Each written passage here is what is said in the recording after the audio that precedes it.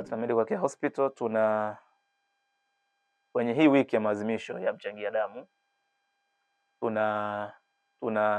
tumeorganize kwamba watu sasa wachangie damu wakiwa pale pale kazini. Kwa mfano kama upande wa pale tunafanya kazi wengi ambao pia nao tunawagusa, tumewapa elimu, wamehamasika.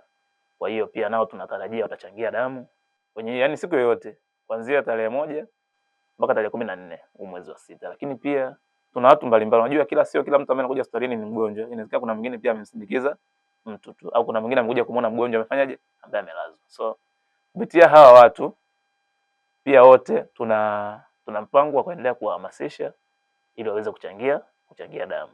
Kwa hiyo pale ukifika pale Platinum Medical Care ambayo inapatikana Msamvu, huduma ipo. Yaani huduma ya kuchangia damu ipo, na ishu kubwa ni kwamba unajua ukifika pale na namna ya kupata taarifa. Sawa?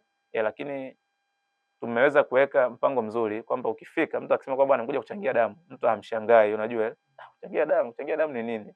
Kwa hiyo ukifika pale ukiuliza bwana anakuja kuchangia damu, anakuja kuchangia damu, vizuri kabisa. Sasa nenda sehemu fulani, nenda sehemu fulani. Kwa maelekezo ambayo anakuwa anapata yako katika mtiririko ambao ni sahihi, na mtu anachangia damu anaoga pale akiwa vizuri. So hata kwa watu ambao wako nje, sio pale tu, sababu mara nyingi naweza tunategemea watu kutoka pale, lakini kama mtu anakuwa amesikia kama hivi, labda anasikiza kipindi hivi redioni, basi akipata msukumo ni kuanzia Jumatatu ile hii ya wiki hii tarehe 1 mpaka wiki ijayo Jumapili ambayo ni tarehe 14.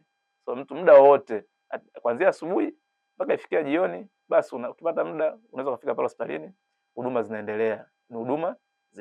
Ukifika tu pale unakutana na matangazo kwamba huduma ya kuchangia damu ipo, huduma ya kuchangia damu ipo. Kwa hiyo unauliza tu pale huduma ya kuchangia damu imekaaje, basi watu wanakupa maelekezo. Kwa hiyo kwa wiki hizi mbili sisi hapa tulikuwa tunaadhimisha haya maadhimisho pale, tukaribisha watu mbalimbali, ndugu, staff na watu mbalimbali kutoka sehemu nyingine kuja kuchangia damu pale hospitali.